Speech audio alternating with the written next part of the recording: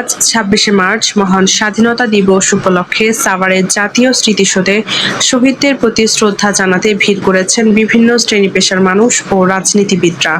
ফুলের শ্রদ্ধা ও নিরাপত্তা পালনের মাধ্যমে মহান মুক্তিযুদ্ধে শহীদদের স্মরণ করা হয়।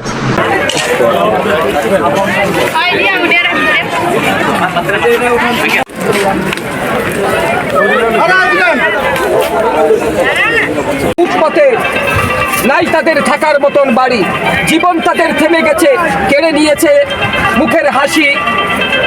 আসো আমরা সকলে মিলে এই ভূমিহীনদের পাশে দাঁড়িয়ে তাদের একটু ভালোবাসি। ধন্যবাদ।